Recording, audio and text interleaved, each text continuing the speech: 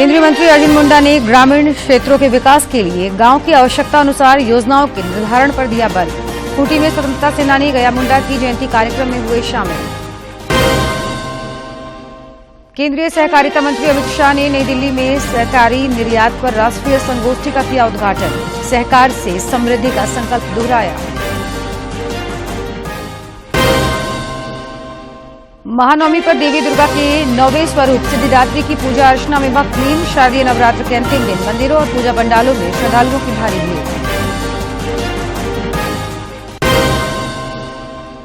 और women's Asian hockey championship trophy के लिए टीमों के पहुंचने का क्रम जारी। कल रात भारतीय टीम का हुआ आगमन। आज कोरिया की टीम पहुंचेगी। राज्यपाल उद्घाटन के लिए आमंत्रित।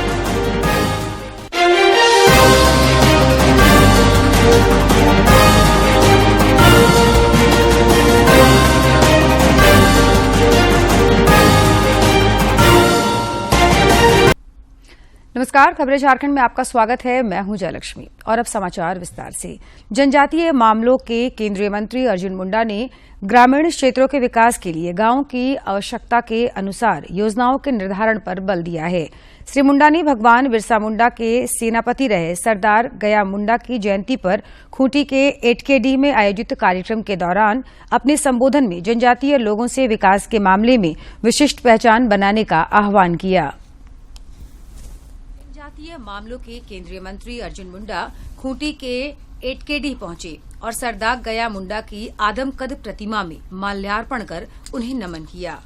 इस दौरान लोकसभा के पूर्व उपाध्यक्ष पद्म भूषण कड़िया मुंडा, अखिल भारतीय सरना समाज के अध्यक्ष भीम सिंह मुंडा, आईटीडीए डायरेक्टर संजय भगत, सांसद प्रतिनिधि मनोज कुमार समेत अन्य लोगों ने भगवान बिरसा मुंडा के सेनापति रहे सरदार गया मुंडा को श्रद्धांजलि अर्पित की। साथ ही उनके वंशज रमाई मुंडा सहित परिजनों से मुलाकात कर उनका हालचाल जाना।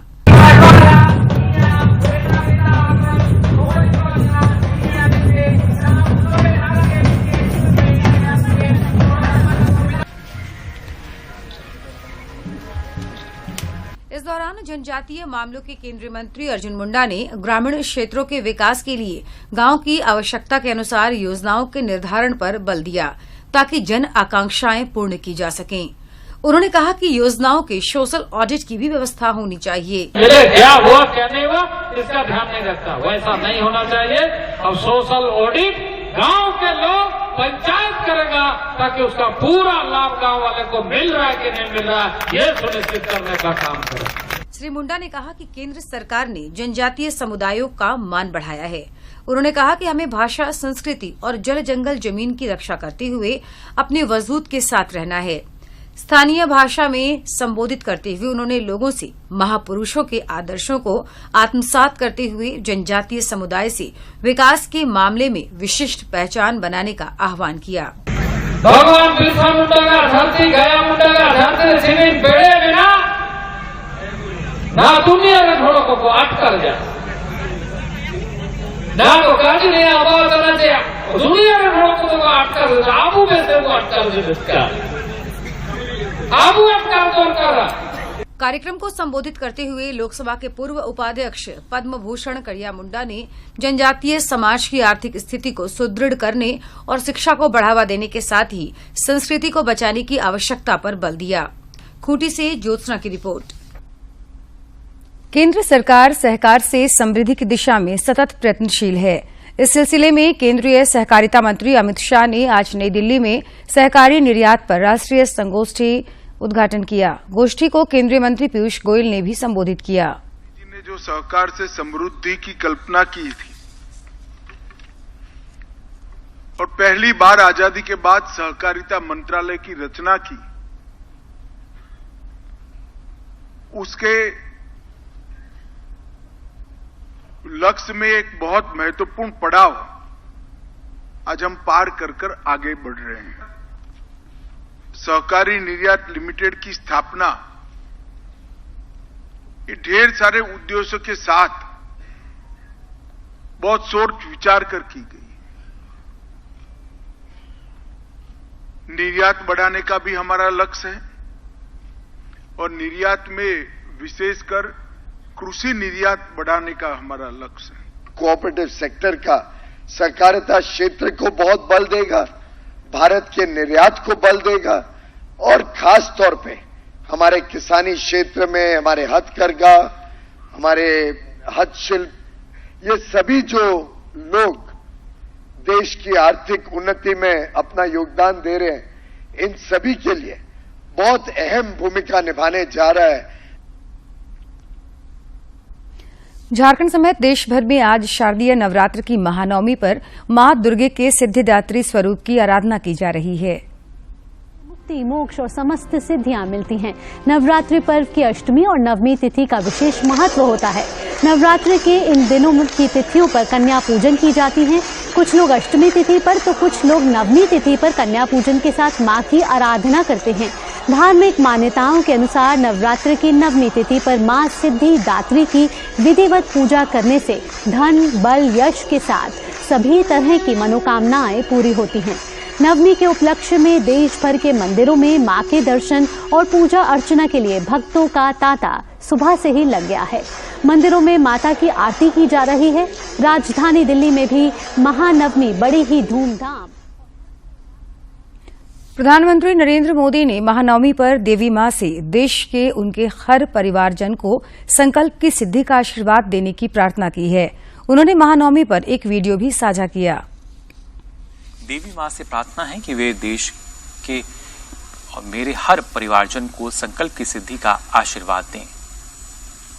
प्रधानमंत्री ने एक्स पर मां सिद्धिदात्री की स्तुति से जुड़ा एक वीडियो भी साझा किया।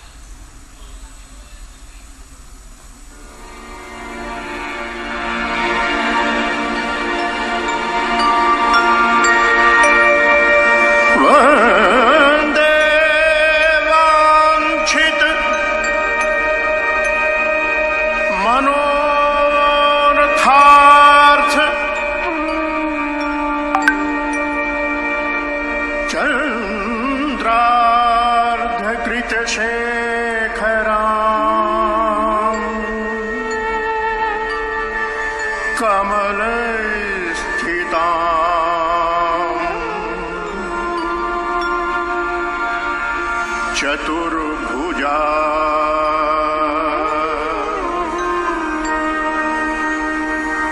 सिद्धिदात्री यशस्विनी सिद्धिदात्री यशस्विनी।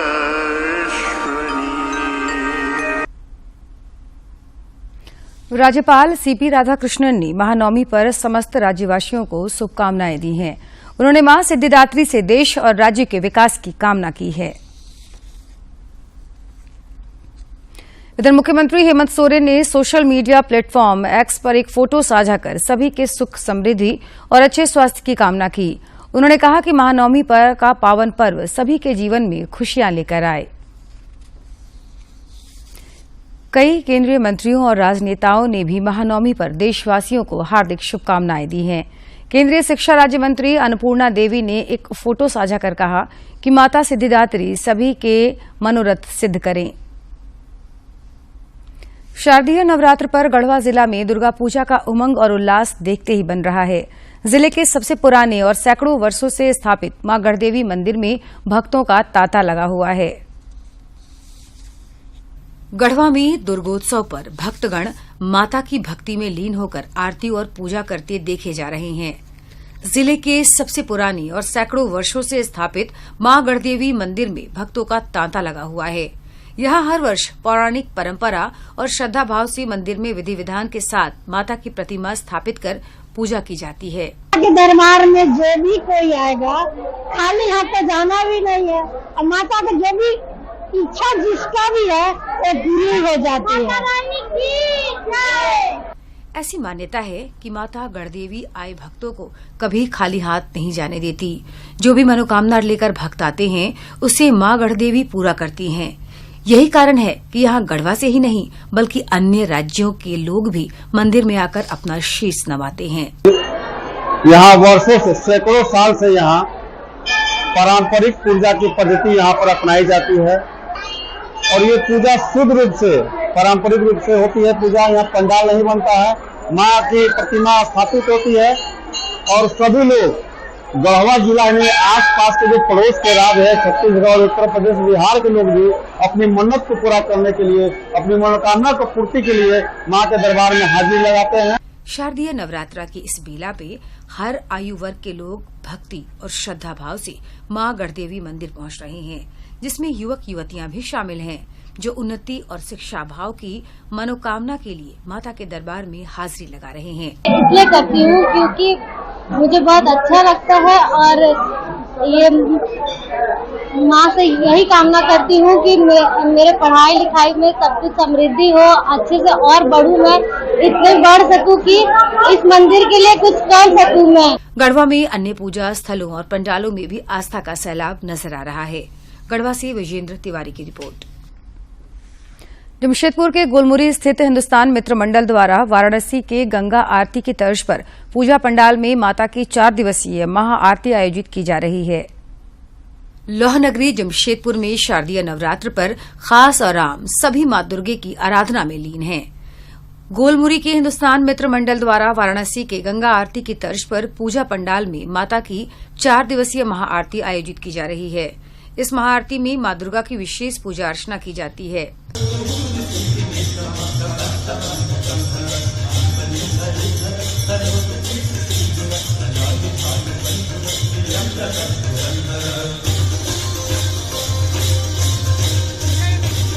आयोजक ने बताया कि यह 4 दिवसीय महाआरती षष्ठी से शुरू हुई है। उन्होंने बताया कि यहां बनारस से पंडित बुलाए गए हैं, साथ ही बनारस की महाआरती का आयोजन हो रहा है ताकि जो लोग काशी जाकर यह महाआरती नहीं देख पाते वह यहाँ पर देखें। पूरे शहरवासियों में जितने भी परिवार हैं जो बनारस नहीं जा पाते हैं या इस तरह का आयोजन जाने में देखने में असमर्थ है, उन सभी के लिए एक बहुत अच्छा सुनहरा अवसर है। उन्होंने बताया कि हिंदुस्तान मित्र मंडल परिवार के पूजा का यह 81वां वर्ष है। यहाँ हर वर्ष कुछ नया करने की कोशिश होती है।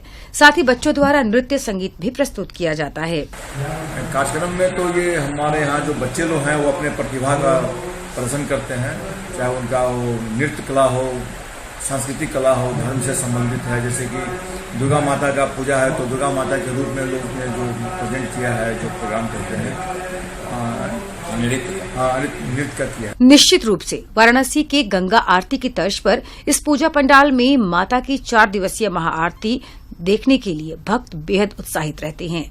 जमशेदपुर से राजेश कुमार लालदास की रिपोर्ट। दुर्गोत्सव और दशहरा के मद्देनजर राज्य भर में सुरक्षा व्यवस्था बढ़ा दी गई है। प्रमुख चौक चौराहों और संवेदनशील स्थानों पर अतिरिक्त पुलिस बल की तैनाती की गई है। विभिन्न क्षेत्रों में दंडाधिकारी विधि व्यवस्था का लगातार जायजा ले रहे हैं। पलामू के विभिन्न क्षेत्रों में फ्लैग मार्च भी किया गया। ऑपरेशन अजय के तहत इजराइल से भारत वंशियों की स्वदेश वापसी का सिलसिला लगातार जारी है। कल रात नेपाल के 2 और भारत के 141 यात्रियों को लेकर इजराइल से छठी फ्लाइट दिल्ली पहुंची। केंद्रीय राज्य मंत्री फग्गन सिंह कुलस्ते ने स्वदेश लौटे यात्रियों का स्वागत किया।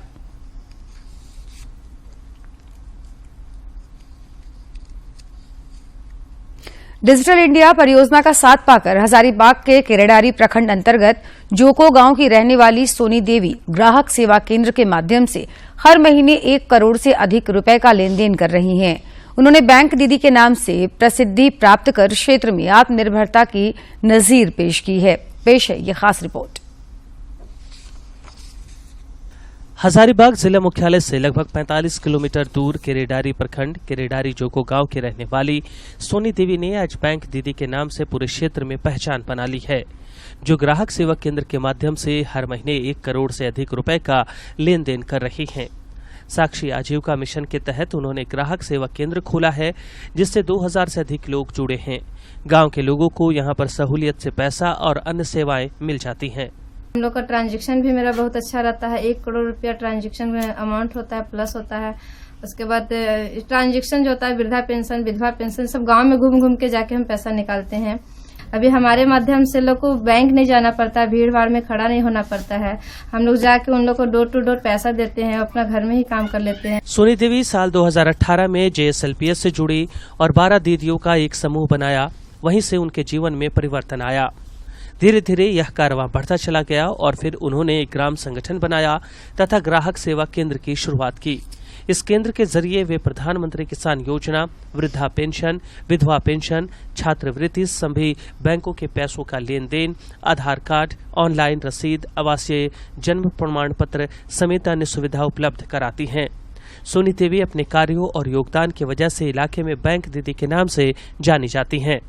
हम लोगों को जो है मतलब बहुत सा सुविधा दे रही है, क्योंकि ये जो है दीदी जो है वो घर पे घर आकर के और पैसा दे के चल जाती है वृद्धा पेंशन का, जिससे क्या है कि बैंक में हम लोग को जाने का जरूरत नहीं पड़ता है। सोनी देवी की कामयाबी के पीछे प्रधानमंत्री नरेंद्र मोदी की पहल पर शुरू हुए डिजिटल इंडिया परियोजना का भी बड़ा हाथ है, जिसकी बदौलत वे मोबाइल के जरिए लाखों रुपए का ट्रांजैक्शन कर रही हैं।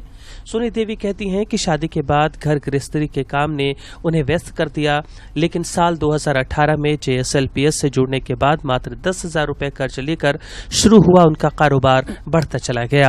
समूह बनाने में 2018 में समूह बन रहा था, उसमें हम एक समूह बना जिसमें 10 लोगों से लेकर 15 लोगों के बीच का एक समूह होता था, जिसमें हम लोग समूह में जुड़े और समूह में हम बुक कीपर का काम करने लगे। समूह से 10,000 रुपये कर्जा लिए और 10,000 रुपये कर्जा लेके फिर हमारा समूह मतलब काम बढ़ने लगा। काम बढ़ते बढ़ते फिर से हम 50,000 रुपये समूह से लोन लिए और फिर लेकर फिर से हम काम बढ़ाने लगे। सोनी देवी आज महीने में 25 से 30,000 रुपए कमा लेती हैं, जिससे उनका जीवन स्तर भी बदला है। उनके पति मुन्ना वर्मा को भी अपनी अर्धांगिनी के संघर्षों और सफलता पर गर्व है। प्रधानमंत्री उनका हम लोग आभारी हैं कि उन्हीं का कृपा से हम लोग का आ रहा है, हेल्प हो रहा है, हम लोग 2 रुपया कमा भी रहे हैं और अच्छा भी है। डिजिटल इंडिया परियोजना का लाभ उठाकर सोनी देवी ने कामयाबी की सीढ़ियां चढ़कर महिला सशक्तिकरण की नजीर पेश की है। साथ ही वे अन्य महिलाओं के लिए भी आज प्रेरणा स्रोत बन गई हैं। ब्यूरो की रिपोर्ट। रांची में आगामी 27 से 5 नवंबर तक आयोजित होने वाले women's hockey Asian championship trophy में शामिल होने के लिए टीमों का रांची पहुंचने का सिलसिला जारी है। कल रात भारतीय टीम रांची पहुंची। खेल प्रेमियों और खेल संघों से जुड़े पदाधिकारियों ने भारतीय महिला हॉकी टीम का गर्मजोशी से स्वागत किया। आज कोरिया की टीम का रांची आगमन होगा, जबकि मलेशिया की टीम कल रांची पहुंचेगी। आगामी 25 अक्टूबर को चीन और थाईलैंड की टीमें रांची पहुंचेंगी। Women's Asian hockey championship trophy के उद्घाटन के लिए राज्यपाल CP राधाकृष्णन को न्योता दिया गया है। इस सिलसिले में राज्य के अपर मुख्य सचिव अरुण कुमार सिंह, खेल निदेशक सुशांत गौरव और हॉकी इंडिया के महासचिव भोलानाथ सिंह ने कल राजभवन में उनसे मुलाकात की और प्रतियोगिता के उद्घाटन के लिए राज्यपाल को आमंत्रित किया। इधर टूर ट्रॉफी कार्यक्रम का आयोजन लगातार विभिन्न जिलों में हो रहा है। Women's Asian hockey championship trophy को लेकर राज्य भर में खेल प्रेमियों के बीच एक अलग सा जोश देखा जा रहा है और सभी हॉकी के रंग में रंगे नजर आ रहे हैं। गुमला के स्थानीय अल्बर्ट एक्का स्टेडियम में टूर ट्रॉफी का आयोजन हुआ। इस दौरान जिले के उपायुक्त कर्ण सत्यार्थी और अन्य लोगों ने जिला स्तर पर ट्रॉफी का अनावरण किया। भारत में खेले जा रहे ICC क्रिकेट विश्व कप में टीम इंडिया का अजय रिकॉर्ड बरकरार है। न्यूजीलैंड को ICC क्रिकेट विश्व कप में 20 वर्ष बाद पराजित कर भारतीय टीम ने अंक तालिका में शीर्ष स्थान हासिल कर लिया है। मैदान पर उतरे सूर्य कुमार यादव टीम के लिए कुछ खास नहीं कर पाए। वे 2 रन बनाकर रन आउट हुए। भारत के लिए विराट कोहली ने 95 रन की पारी खेली।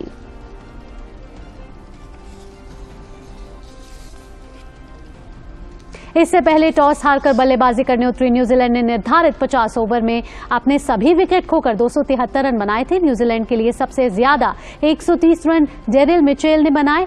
रचिन रविंद्र ने 75 और ग्लेन फिलिप्स ने 23 रन का योगदान दिया। भारत के लिए मोहम्मद शमी ने 5 और कुलदीप यादव ने 2 विकेट लिए। जसप्रीत बुमराह और मोहम्मद सिराज को एक एक विकेट मिला। इधर आज क्रिकेट विश्व कप में पाकिस्तान का मुकाबला अफगानिस्तान से होगा। सेमीफाइनल की दौड़ में बने रहने के लिए यह मैच पाकिस्तान के लिए बेहद महत्वपूर्ण है। हाल में जीतना होगा। टूर्नामेंट में अब तक पाकिस्तान ने 4 में से 2 मुकाबले जीतने में सफलता पाई है और वो अंक तालिका में 5वें नंबर पर है, जबकि अफगानिस्तान सिर्फ एक जीत के साथ टेबल में 10 में यानी कि आखिरी स्थान पर काबिज है।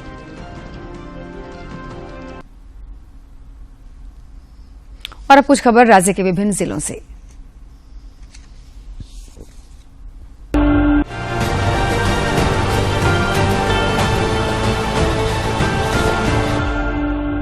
भाजपा के प्रदेश अध्यक्ष बाबूलाल मरांडी ने धनवार विधानसभा क्षेत्र के तीसरी प्रखंड में विभिन्न पूजा पंडालों का भ्रमण कर जगत जननी मां दुर्गा के दर्शन और पूजन किया तथा देश और राज्य के विकास की मंगल कामना की। गोड्डा उपायुक्त ने शारदीय नवरात्रि के अवसर पर पुलिस अधीक्षक सहित अन्य पदाधिकारियों की उपस्थिति में दुर्गा पूजा पंडालों में सुरक्षा व्यवस्था का जायजा लेते हुए आवश्यक निर्देश दिए। रांची सांसद संजय सेठ ने ईचागढ़ विधानसभा क्षेत्र अंतर्गत चौका मोड़ के सार्वजनिक श्री श्री नवदुर्गा पूजा समिति द्वारा आयोजित दुर्गा पूजा उत्सव में हिस्सा लिया और मां भवानी के दर्शन किए। कृषि मंत्री बादल पत्रलेख ने बधनी दुर्गा मंदिर के प्रांगण में माथा टेका और क्षेत्र तथा राज्य के कल्याणार्थ मां से मंगल कामना किया। इस अवसर पर उन्होंने मंदिर परिसर के सामने हाई मास्क लाइट का भी उद्घाटन किया। स्वास्थ्य मंत्री बन्ना गुप्ता ने जमशेदपुर के मानगो डिमना बस्ती झारखंड कॉलोनी में श्री श्री सार्वजनिक दुर्गा पूजा समिति के द्वारा निर्मित दुर्गा पूजा पंडालों में पत्नी सुधा गुप्ता के साथ उपस्थित होकर मां दुर्गा की पूजा अर्चना की। इस दौरान उन्होंने मां भवानी से झारखंड वासियों की खुशहाली की कामना की। विधानसभा अध्यक्ष रविन्द्रनाथ महतो ने शारदीय नवरात्रि के शुभ अवसर पर अपने विधानसभा क्षेत्र अंतर्गत विभिन्न पूजा पंडालों का भ्रमण किया तथा मां की उपासना कर राज्यवासियों के सुखमय जीवन तथा उत्तम स्वास्थ्य की कामना की। आजसू पार्टी के अध्यक्ष सुदेश महतो ने समस्त राज्यवासियों को महानवमी की हार्दिक शुभकामनाएं दी हैं। उन्होंने मां सिद्धिदात्री से जगत में शांति और सौहार्द की भावना का संचार करने की प्रार्थना की। लातेहार पुलिस अधीक्षक के निर्देश पर दुर्गा पूजा पंडालों में लोगों को विभिन्न माध्यमों से सड़क सुरक्षा के संबंध में जागरूक किया जा रहा है। इस दौरान लोगों को यातायात नियमों की जानकारी दी जा रही है। साथ ही वाहन को नियंत्रित गति से चलाकर एक जिम्मेदार नागरिक का कर्तव्य निभाने के लिए प्रेरित किया जा रहा है। गुमला उपायुक्त ने अल्बर्ट एक्का स्टेडियम में आयोजित होने वाले रावण दहन कार्यक्रम एवं भट्ठी तालाब में होने वाले मूर्ति विसर्जन कार्यक्रम को देखते हुए विधि व्यवस्था के मद्देनजर निरीक्षण किया और जरूरी निर्देश दिए। कृषि मंत्री बादल पत्रलेख ने सारवां प्रखंड के ग्राम पंचायत दोंदिया में दिवंगत शहाबुद्दीन अंसारी के घर जाकर संवेदना प्रकट किया तथा झारखंड सरकार द्वारा प्रदत्त सहायता राशि का चेक सौंपा। एक सप्ताह पहले दोंदिया के शहाबुद्दीन अंसारी की काम के दौरान आंध्र प्रदेश में मौत हो गई थी।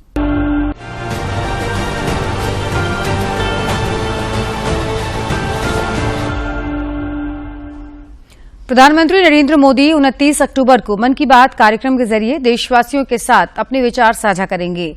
प्रधानमंत्री ने इस कार्यक्रम के लिए लोगों से अपने सुझाव देने का आग्रह किया है। लोग टोल फ्री नंबर 1800-117800 पर मिस कॉल देकर रिकॉर्ड करा सकते हैं। माईगॉव फोरम या नमो ऐप पर भी लोग अपने सुझाव दे सकते हैं। मन की बात है जन जन की, संघर्षों के कुछ किस्से, कहानी कुछ सफलताओं की, अनकही विरासत की, उम्मीदें नए भारत की। महीने के आखिरी रविवार का रहता है इंतजार। ब्रह्मपुत्र के घाट से हिमालय के विस्तार तक होती है मन की बात प्रधानमंत्री के साथ। तो सुनिए इस महीने 29 अक्टूबर सुबह 11 बजे मन की बात आकाशवाणी और दूरदर्शन के सभी चैनलों पर। आप भी माननीय प्रधानमंत्री के मन की बात का हिस्सा बन सकते हैं। इसके लिए आप अपने सुझाव post box number 111 Akashvani Delhi को भेज सकते हैं। इसके अलावा नमो ऐप या माईगॉव के ओपन फोरम में पोस्ट कर सकते हैं। तो याद रखें 29 अक्टूबर सुबह 11 बजे मन की बात।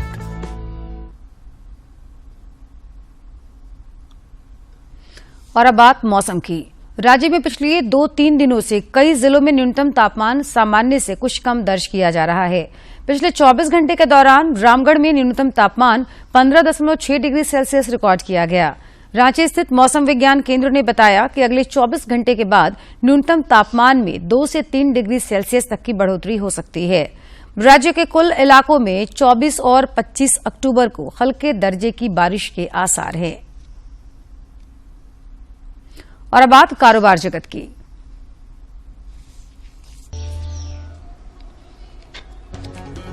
आरबीआई की रिपोर्ट के मुताबिक इस साल सितंबर में बेरोजगारी दर अगस्त की 8.1% से घटकर 7.1% हो गई है। ग्रामीण और शहरी दोनों ही जगहों पर बेरोजगारी दरों में कमी आई है। सरकार इलेक्ट्रिक वाहनों के लिए मानक चार्जिंग नियम लाने की तैयारी कर रही है। इस कदम का लक्ष्य ईवी उद्योग में एक समान मानक निर्धारित करना है। वित्त मंत्रालय घाटे में चल रही 3 बीमा कंपनियों में चालू वित्त वर्ष की चौथी तिमाही में पूंजी डालने पर विचार करेगा। इन कंपनियों में पूंजी उनके चालू वित्त वर्ष के पहले 9 महीने के प्रदर्शन के आधार पर डाली जाएगी। वित्त मंत्रालय इस वित्तीय वर्ष में ग्रामीण नौकरी गारंटी योजना के लिए लगभग 28,000 करोड़ अधिक आवंटित कर सकता है, जो अनुदान के बजट के 60,000 करोड़ से अधिक होगा। केंद्रीय प्रदूषण नियंत्रण बोर्ड ने इंडियन ऑयल कॉरपोरेशन पर 1 करोड़ और बीपीसीएल पर 2 करोड़ का जुर्माना लगाया है। दोनों कंपनियों ने अपने पेट्रोल पंपों पर प्रदूषण नियंत्रण उपकरण नहीं लगाए हैं, जिसके दंड स्वरूप यह जुर्माना लगाया गया है।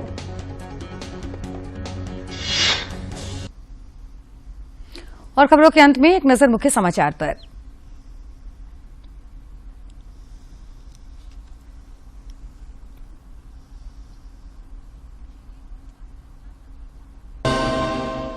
केंद्रीय मंत्री अर्जुन मुंडा ने ग्रामीण क्षेत्रों के विकास के लिए गांव की आवश्यकता अनुसार योजनाओं के निर्धारण पर दिया बल। खूंटी में स्वतंत्रता सेनानी गया मुंडा की जयंती कार्यक्रम में हुए शामिल।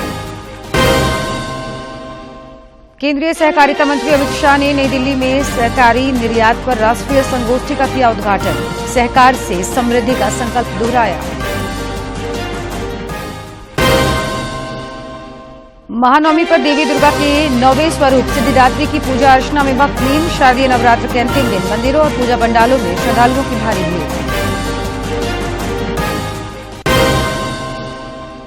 और women's Asian hockey championship trophy के लिए टीमों के पहुंचने का क्रम जारी। कल रात भारतीय टीम का हुआ आगमन। आज कोरिया की टीम पहुंचेगी। राज्यपाल उद्घाटन के लिए आमंत्रित।